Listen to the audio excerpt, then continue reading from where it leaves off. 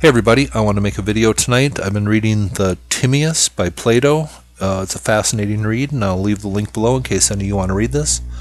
But this is from about 2,000 years ago, and I've been reading it mainly for what he has to say about Atlantis and ancient Egypt. But I went on to his chapters on the creation of the universe, and I found something that I thought was pretty interesting.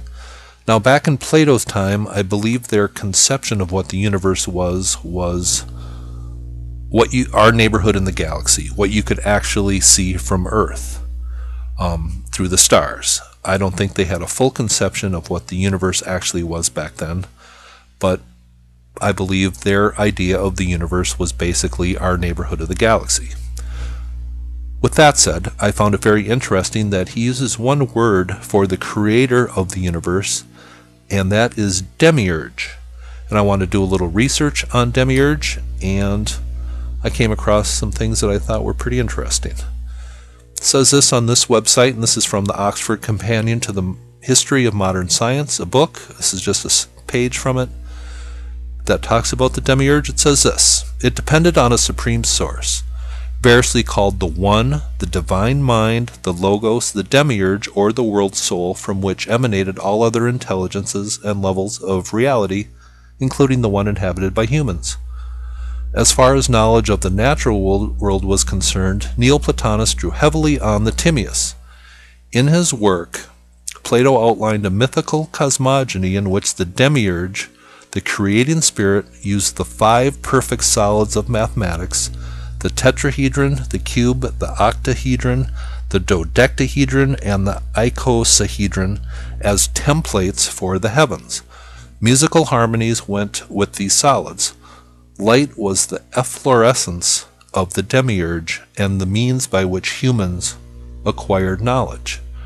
And after reading that, it kind of hit me that, wow, that kind of sounds like the Orion Nebula as far as what I've heard from Danny Wilton in his work. And it struck me as soon as I read that. And then my eyes kind of glanced across the page to the left side of the page, the paragraph here. And what are they talking about in this? They are talking about the Orion Nebula. It's on the same page, but they don't really make the connection between the Orion Nebula and the Demiurge, but they are on the same page. I just found that incredibly coincidental. But can we find anything else on the Demiurge that might link it to the Orion Nebula? And was Plato directly or indirectly referencing the Orion Nebula when he's talking about the Demiurge? Well, let's go on to this next website. And here on this website, this is sacredtext.com, and this comes from a book called Stolen Legacy by George James. It says this about the Demiurge. It says, it was the function of the Demiurge to create the universe, and in doing so, his first act was the creation of the gods, who accordingly became the first creatures. But the manner in which the Demiurge created the gods was the process of projecting them from his own body. And here he goes on to talk about Memphite theology, and this is a theology that came out of very early ancient Egypt from Memphis, I believe about 4000 BC. And it says Memphite theology is a source of modern scientific knowledge, and the Enid and the nebular hypothesis. And it says the Enid and the nebular hypothesis coincide. Just as Memphite theology is a source of Greek philosophy or primitive science, so it is also the basis of modern scientific belief. The gods of order and arrangements in the cosmos are represented by the 9 gods in the Godhead, called the Enid. Autumn, the sun god, fire god, creates 8 other gods by naming 4 pairs of parts of his own body from which they came forth.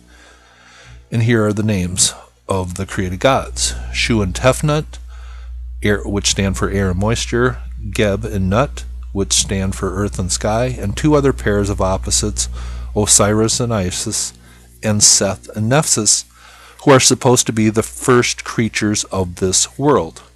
Now, if we compare Egyptian cosmology with nebular hypothesis of Laplace, we would find a striking similarity in the two contexts.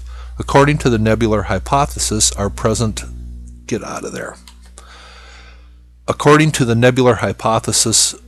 our present solar system was once a molten gaseous nebula. This nebula rotated at enormous speed, and as the mass cooled down, it also contracted and developed greater speed. The result was a bulging at the equator and a gradual breaking off of gaseous rings, which formed themselves into planets. These planets in turn threw off gaseous rings, which formed themselves into smaller bodies, until at last the Sun was left as the remnant of the original parent nebula.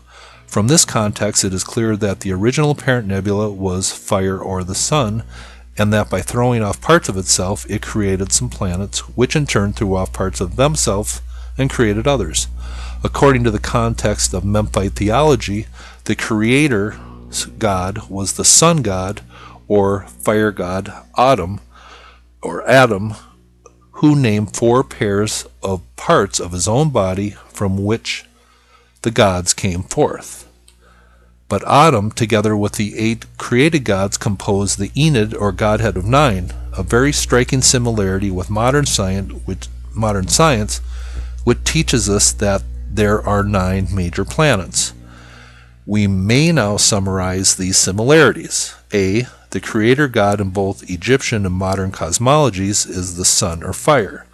The creator god in both cosmologies creates gods from parts of himself, and the number of gods are 9 and correspond with the 9 major planets.